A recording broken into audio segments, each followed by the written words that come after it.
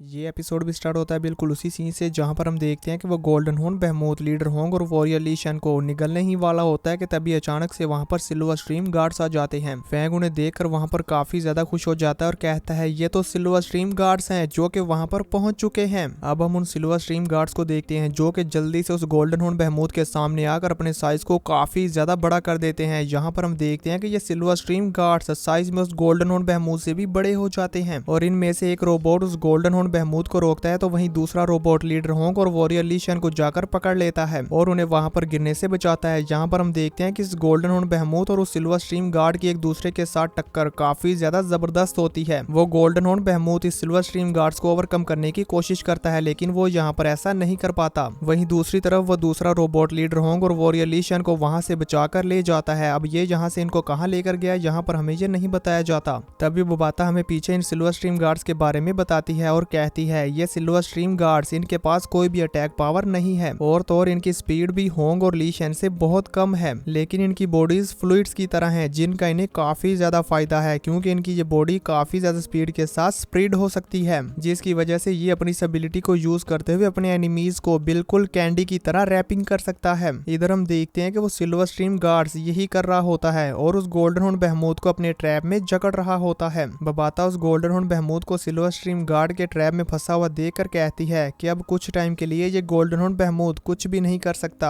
हम देखते हैं कि वो गोल्डन हॉर्न बीस्ट इस सिल्वर स्ट्रीम गार्ड के स्ट्रैप से अपने आप को छुड़ाने की काफी ज्यादा कोशिश करता है लेकिन वो यहाँ पर अपने आप को स्ट्रैप से बाहर नहीं निकाल पाता और नीचे जाकर समंदर में गिर जाता है और यहाँ पर वो स्ट्रैप से बाहर निकलने के लिए काफी ज्यादा तड़प भी रहा होता है। तभी दूसरी तरफ हम फैंग को देखते हैं जो कि इस गोल्डन हॉर्न बेहमोथ को इस तरह से स्क्रीन पर तड़पता हुआ देख रहा होता है। इसी के साथ वो वहां से दूर आते हुए एल्डर याओराओ को कॉल करता है और उनसे कहता है याओराओ क्या हाल मास्टर और ली शन वहां पर पहुंच चुके हैं। एल्डर याओराओ फैंग की इस बात का आंसर करते हुए कहती है जी हाँ और उन्हें सेंट्रल हॉस्पिटल में भेजा जा रहा है। जो सुनकर फैंग कहता है गुड और फिर कहता है कि मैं ग्लोबल हेडक्वार्टर्स में नहीं जा रहा हूँ, अभी एक काम ऐसा है जिसे मुझे पूरा करना है। ये कहते हुए फैंग वॉरियर ली शन के साथ अपनी हुई बातचीत को याद करता है और फिर वहां पर हम देखते हैं कि एल्डर याओराओ की कॉल कट कर देता है और वहां से अपनी हेवनली फॉरबिडन शटल के ऊपर फ्लाई करते हुए कहीं जाने लगता है और जाते हुए रास्ते में सोचता है कि पहले मुझे क्या करना चाहिए।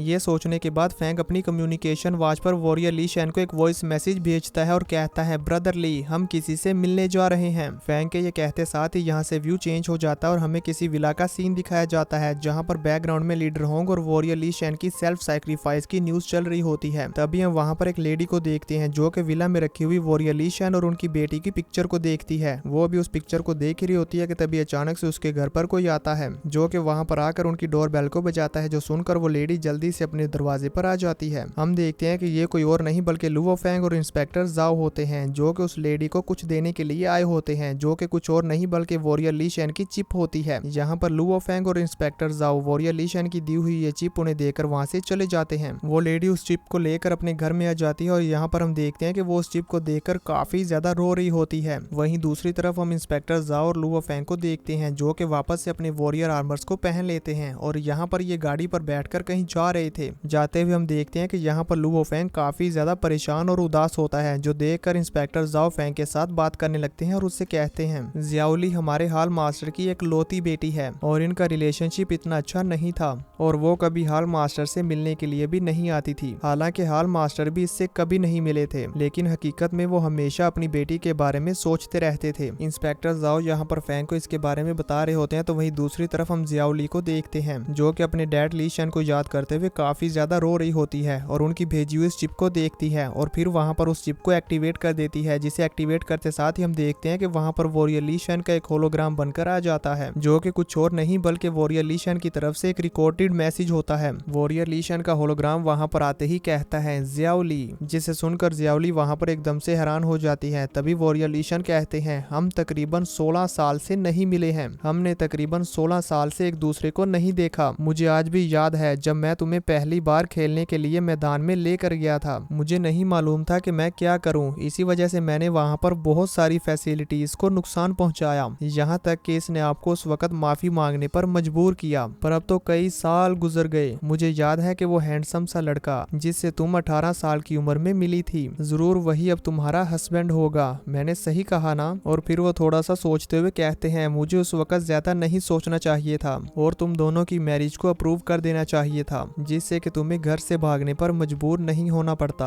हालांकि हमारी 16 साल से कभी बात नहीं हुई, लेकिन मुझे तुम्हारी फैमिली के हालात के बारे में खुफिया तौर पर मालूम हुआ। जब मुझे ये मालूम हुआ कि तुम लोगों ने हैप्पीली शादी कर ली है तो ये जानकर मैं राहत महसूस करता हूँ। और फिर वो इमोशनल होते हुए कहते हैं, चलो अब मैं इस बारे में और ज्यादा बात नहीं करता। यहाँ पर हम देखते हैं कि जियाउली एकदम शांत रहते हुए वॉरियर ली शैन की सारी बातें सुन रही होती है। वॉरियर ली शैन कहते हैं, मैं तुम्हारे अंकल होंग के साथ भी फाइट करूंगा, पर बाद में। इसके बाद हमारा एक दूसरे के साथ बातचीत करना मुश्किल हो सकता है, तो तुम इससे ज्यादा परेशान मत होना। टेक इट इजीली जियाउली, तुम्हारे dad definitely in dam monsters को तुम्हें हर्ट करने नहीं देंगे और अब मैं इन मॉन्स्टर्स के साथ फाइट करने के लिए जा रहा हूँ। ये कहते साथ ही वॉरियर ली शैन का ये होलोग्राम रिकॉर्डेड मैसेज खत्म हो जाता है। वहीं दूसरी तरफ हम फैंग को देखते हैं, जो कि इंस्पेक्टर जाओ से वॉरियर ली शैन और उनकी बेटी की ये बात सुनकर काफी ज्यादा उदास होता है। यहाँ पर हम देखते हैं कि लू और फैंग के ऊपर बहुत सारी टेंशंस होती हैं और वो अपनी इन सभी टेंशंस और सर दर्द से जूझ रहा होता है। वहीं दूसरी तरफ हम देखते हैं वॉरियर ली शैन के होलोग्राम मैसेज के खत्म हो जाने की वजह से जियाउली वहाँ पर फूट फूट के रोने लगती है और अपने डैड को काफी ज्यादा याद कर रही होती है। अब हम फैंग को देखते हैं, जो कि उदास होकर वहाँ पर कुछ सोच रहा होता है और साथ ही साथ मिरर में अपने रिफ्लेक्शन को देख रहा होता है। तभी इंस्पेक्टर जाओ लू और फैंग से कहते हैं, हाल मास्टर आपको इसके हवाले करने को कहते हैं। इससे ये साबित होता है कि वो तुम पर बहुत ज्यादा ट्रस्ट करते हैं। साथ ही साथ ये भी देखा जा सकता है कि फर्स्ट एल्डर को आपसे बहुत उम्मीदें हैं। इंस्पेक्टर जाओ की ये बात सुनकर फैंग कहता है, जी हाँ मैं समझता हूँ। पर यहाँ पर हम देखते हैं कि लू और फैंग वाकई में ही काफी ज्यादा उदास और परेशान होता है। तभी इंस्पेक्टर जाओ कहते हैं, हाल मास्टर ली शैन और first elder extreme martial hall global headquarters में दाखिल कर दिए गए हैं। हालांकि इनकी लाइफ फोर्स बहुत कमजोर है, लेकिन फिर भी वो नहीं मरे। इंस्पेक्टर जाओ की ये बात सुनकर लू और फैंग लीडर होंग के साथ हुई अपनी आखिरी बात को याद करता है, जहां पर लीडर होंग ने लू और फैंग से कहा था कि तुम इस वक्त वर्ल्ड के 3rd स्ट्रॉन्गेस्ट वॉरियर हो। जब हम उस गोल्डन हॉर्न बहमूत पर फाइट करने के लिए जाएंगे तो उसके बाद तुम ही यहाँ पर मौजूद सभी फाइटर्स को लीड करोगे और ह्यूमैनिटी की प्रोटेक्शन के मिशन को कैरी आउट करोगे। फैंग अभी अपने मन में ये सोच ही रहा होता है कि तभी उसकी कम्युनिकेशन आवाज पर किसी की कॉल आती है, जो कि कमांडर जिया होते हैं। फैंग उनकी कॉल को पिक करता है और कहता है, कमांडर जिया। कमांडर जिया फैंग को कुछ बताते हैं तो फैंग उनके रिप्लाई में कहता है, जी हाँ वो सिल्वर स्ट्रीम गार्ड्स हैं, मैंने ही उन्हें भेजा था, लेकिन वो भी इस गोल्डन हॉर्न बहमूत को मारने के लिए यूजलेस हैं, क्योंकि ये सिल्वर स्ट्रीम गार्ड्स सिर्फ डिफेंड करने के लिए इस्तेमाल किए जा सकते हैं और ये उस गोल्डन हॉर्न बहमूत को मारने के काबिल नहीं है। कमांडर जिया भी समझ जाते हैं कि अब हमें इस गोल्डन हॉर्न बहमूत को मारने के लिए कोई और रास्ता ढूंढना होगा। ये कहने के बाद वो कॉल को कट कर देते हैं। तभी हम फैंग को देखते हैं, जो कि कमांडर जिया की इस कॉल को सुनने के बाद और भी ज्यादा मायूस हो जाता है और वहां पर अपना सर पकड़कर बैठ जाता है और अपने मन में कहता है कि ह्यूमैनिटी को अब उम्मीद की जरूरत है, फिर चाहे वो एक बेकार उम्मीद ही क्यों ना हो। तो दोस्तों यहाँ पर मुझे लगता है कि लू और फैंग अपने इन दोनों सिल्वर स्ट्रीम गार्ड्स की पावर को दिखाते हुए ह्यूमैनिटी को होप देगा। तो देखेंगे नेक्स्ट एपिसोड में कि क्या होगा।